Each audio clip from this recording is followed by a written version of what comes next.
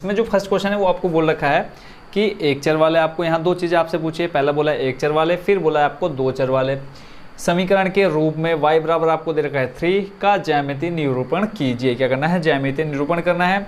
किसका? पहले तो हमें एक चर वाले का ज्यामितीय निरूपण करना है, फिर आपको बोल रखा है दो चर वाले समीकरण का क्या करना है? ज्यामितीय निरूपण करना है। तो ज्यामितीय निरूपण को पहले मैं आपको बता देता हूँ कि संख्या रेखा पर क्या दिखाना, जो आपको समीकरण दे रखा है उसको संख्या रेखा पर दिखाना ही ज्यामितीय निरूपण कहलाता है।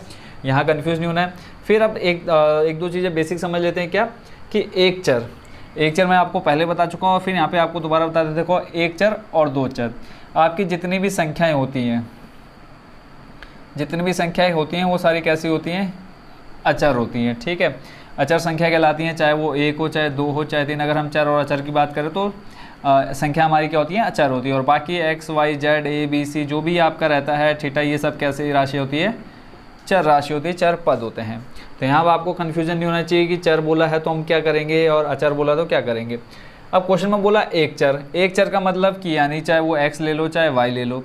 तो एक चर, जब आपको एक चर दे रखा है तो जो आपकी संख्या रेखा बनेगी वो सिर्फ चाहे या तो x अक्ष वाली बनेगी या फिर y अक्ष वाली बनेगी। अभी आपको ये अच्छे से पता है कि जो पड़ी हुई रेखा होती है जो नीचे इस तरह से होती है, क्षैतिज जिसको बोलते हैं, वो आपकी कौन सी होती है? x अक्ष वाली। जो ऊर्ध्वाधर यानी खड़ी रेखा होती है उसको आप क्या बोलते हैं? y अक्ष वाली रेखा। तो जब एक चर की बात आएगी तो जो आपका ग्राफ बनेगा या संख्या रेखा पर जिसको आप दिखाएंगे तो वो आपकी एक ही रेखा पर देखने को मिलेगा। और उसके बाद आ जाते हैं हम अगर दो चर वाले पद में। जब आपके दो चर वाले पद आ जाते हैं तब आपका x और y अक्ष दोनों का ही मतलब क्या बनेगी? संख्या रेखा बनेगी। तब आप उस पर कुछ बिंदु निकालेंगे और उनको आप ग्राफ पर शो करेंगे। तो अब चलते हैं बच्चों सीधा क्वेश्चन नंबर फर्स्ट के फर्स्ट नंबर सॉल्यूशन पर। और ये समझाने के लिए हमने जो लिखा है इसको हम पहले कर देते हैं क्लीन। तो अब इसमें देखो, सबसे पहले बोल रखा है एक चर वाले। तो एक चर में सीधा सीधा आपको दे रखा है y बराबर कितना? 3। तो सीधा क्या करेंगे आप यहाँ पे फर्स्ट नंबर डाल करके इसके नीचे लिखोगे समीकरण, एक चर वाले समीकरण के रूप में y बराबर 3 का ज्यामितीय निरूपण। ये आप लाइन यहाँ पर लिख देंगे। उसके बाद सिंपली आपने क्या करना है? एक संख्या रेखा खींच लेनी है। अब आप ये देख लो कि y वाला y दे रखे कितना आपको? बराबर 3। अब y बराबर 3 के लिए आप क्या खींचोगे? ये तो x अक्ष वाली लाइन आपको पता है, मैं यहाँ पर फिर से एक बार लिख देता हूँ। ये आपका x, ये x डैश, ये y और ये y डैश। अब चाहे आप इसको ऐसे खींच लो चाहे ऐसे खींच लो, कोई फ़र्क नहीं पड़ता है एक चर में, तो ना फिर हम इसको क्या कर देते हैं? इस तरह से खींच लेते हैं। अब यहाँ पे हम मान लेते हैं 0, क्योंकि y का मान क्या है? प्लस का 3 है। तो यहाँ पे हम ले लिया 0, यहाँ पर 1 और यहाँ पर 2 और यहाँ पर 3। तो ये यहाँ पर क्या आ जाएगा आपका? y बराबर आ जाएगा 3 किस बिंदु पर? इस पॉइंट पर। तो ये हो गया सीधा सिंपल। आपने क्या दिखाना था? एक चर में दिखाना था, तो एक चर में आपका आ गया क्या? ज्यामितीय निरूपण। किसका? y बराबर 3 के लिए। तो अब देखते हैं बच्चों दो चर वाले समीकरण के लिए क्या? ज्यामितीय निरूपण। अब दो चर आपके पास तो दे रखा है, जो आपको समीकरण दे रखा है वो एक चर के रूप में दे रखा है। अब पहले हम क्या कर लेते हैं? इसको हम दो चर वाले समीकरण के रूप में बदल लेते हैं। अब कैसे बदलेंगे? देखो, अगर मैं आपको बोलूँ कि क्या मैं 0 गुणा x लिख सकता हूँ, यहाँ पर आप चाहे डॉट लगा लो चाहे इंटू लगा लो, कोई फ़र्क नहीं पड़ता है। इस डॉट का मतलब ही मल्टीप्लाई होता है। ठीक है, और इसको अगर मैं कर दूँ प्लस y बराबर कितना? 3। यहाँ भी आप समझ जाओगे कि मैंने x क्यों लिया। देखो, अगर आप 0 के गुणा x से कराओगे क्या आएगा आपका? 0 आएगा, प्लस y बराबर 3। और आपके पास बचेगा क्या बचेगा आपके पास? y बराबर 3 ही बचने वाला है।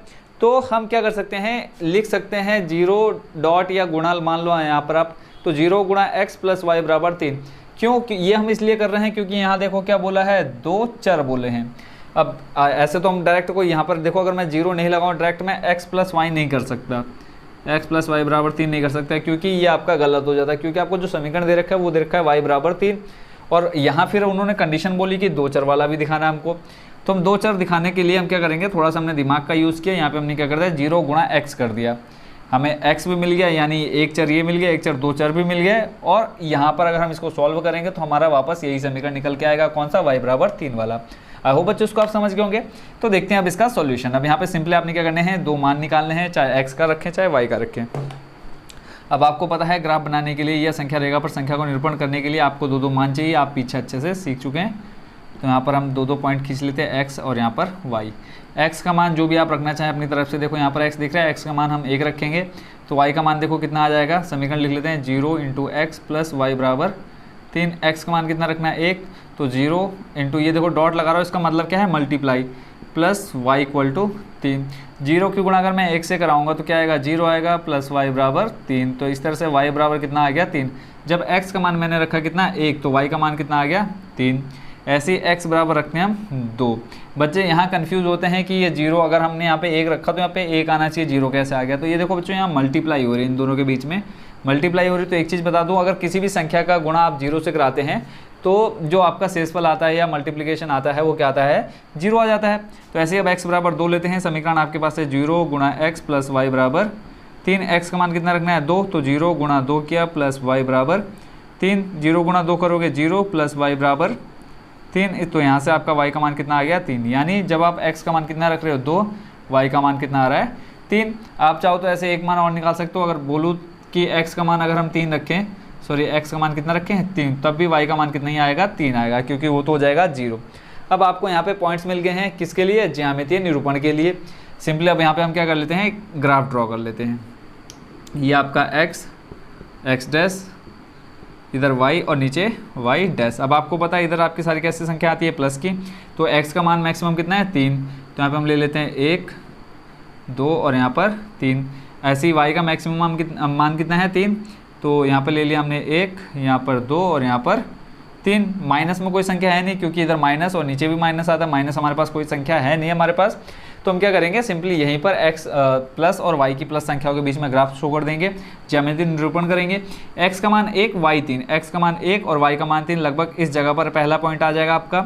अगर हम इन दोनों को देखें 1 और 3 को, फिर x का मान 2, y 3, x का मान 2, y 3, यानी दूसरा पॉइंट भी लगभग इसके थोड़ा सा आगे आ जाएगा। ठीक हो गया। ऐसे तीसरा पॉइंट 3,3, तो यहाँ से आ जाएगा तीसरा पॉइंट। ये तीसरा पॉइंट बच्चों मैंने डायरेक्ट निकाला है, यहाँ पर मैंने कोई मान नहीं रखा। अगर मैं यहाँ पे x बराबर 3 रखूँ तो ये भी देखो यहाँ 3 आ जाएगा x जगह पे। 3 की गुणा 0 से कराओगे 0, y बराबर आपका बचेगा 3। तो यहाँ पर मैंने इसलिए तीसरा पॉइंट डायरेक्ट ले लिया ताकि आप थोड़ा सा और अधिक समझ जाएँ। अब तीनों एक ही रेखा में, सिंपली क्या करो, यहाँ से एक सीधी रेखा ड्रॉ कर दोगे।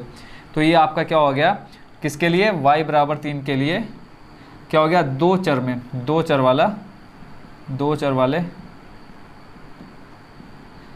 चर वाले समीकरण के रूप में क्या हमने कर दिया, ज्यामितीय निरूपण कर दिया। तो आई होप बच्चों इसको क्वेश्चन नंबर फर्स्ट को आप अच्छे से समझ गए होंगे। अगर फिर भी थोड़ी बहुत कंफ्यूजन हो तो कमेंट बॉक्स में जरूर बताइएगा।